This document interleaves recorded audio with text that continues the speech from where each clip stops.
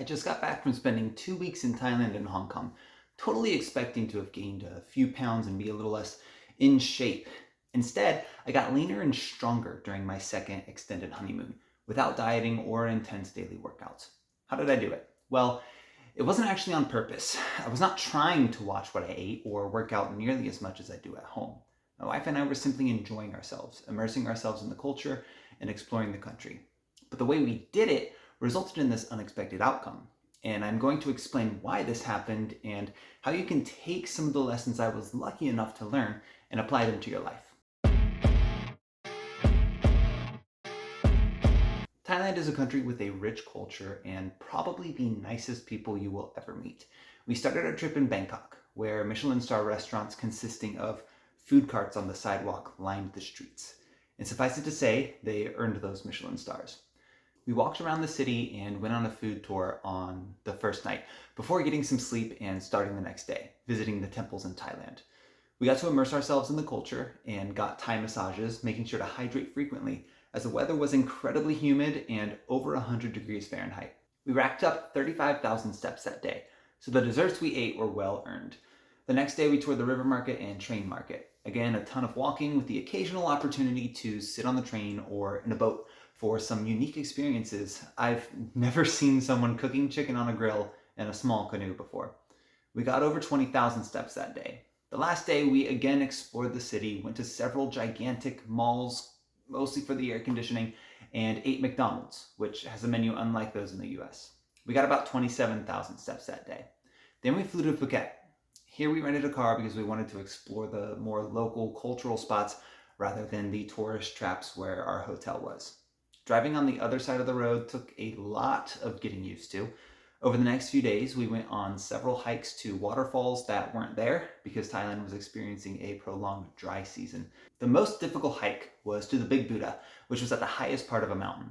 The trail was rough and steeply inclined, and after an hour and a half of hiking, we finally made it. It was totally worth the hike, but we still took a cab back down.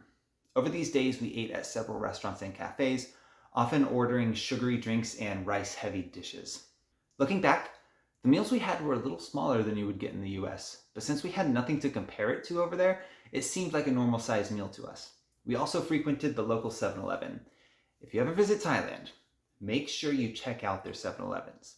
The frozen meals we bought from there were better than 90% of the food we get from restaurants here in Orlando.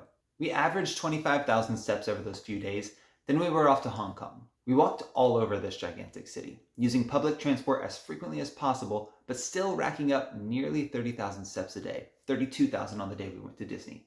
Oh yeah, we went to Disney and rode their version of Big Thunder Mountain 6 times, and ate unhealthy food. On our last day, our flight didn't actually leave until 2 a.m. We spent that day walking around Macau, which was just an hour boat ride away.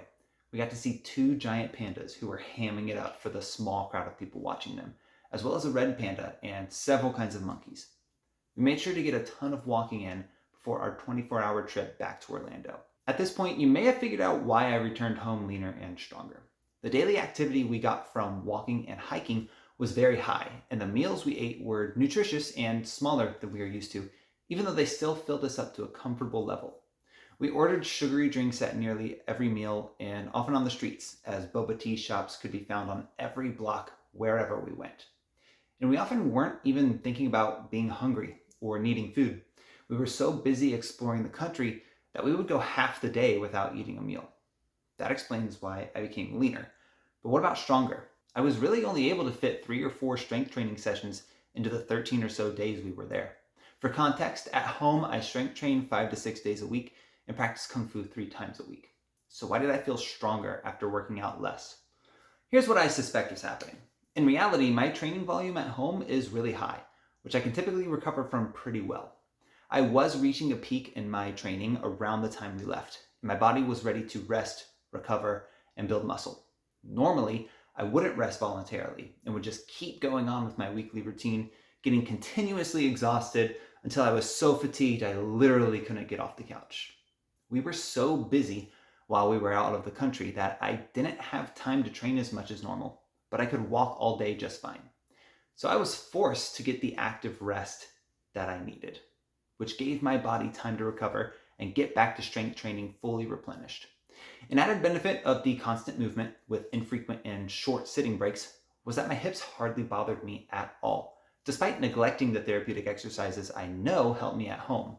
And one thing I noticed about the people in Thailand was that they seemed genuinely happy and were some of the nicest people I had ever met. And these people were not wealthy. In fact, many of them seemed to be poor by US standards. But they moved a lot, ate delicious food, and had a friendly community, which, in my personal opinion, is most of what you need to be happy. All of this just reinforced what I've been telling my patients for years. Moving more often throughout your day is ideal for musculoskeletal health and enjoyment of life. Unfortunately, pain can discourage us from moving more because we're afraid it's going to hurt and make the problem worse. If that is the case for you, incorporating frequent therapeutic exercises and techniques to manage these pains can get you back on the right track, no matter where your pain is located. That's actually why I created Pain to Peak, your first line of defense against musculoskeletal pain. I have taken the most common areas of pain and created pain relief programs to manage and eliminate these pains, so you don't have to worry about getting pain while you're exploring different countries or playing with your kids or even just exercising. You can find out if Pain to Peak is right for you by utilizing my free musculoskeletal pain model. Just click the link in the description below. You can also download my free ebook, 8 Solutions to Modern Day Musculoskeletal Pain, by clicking the link in the description.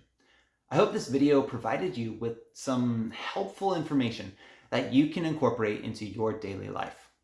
Let me know about the changes you plan to make to achieve a pain-free active life by commenting below, and subscribe for more videos on living free from pain.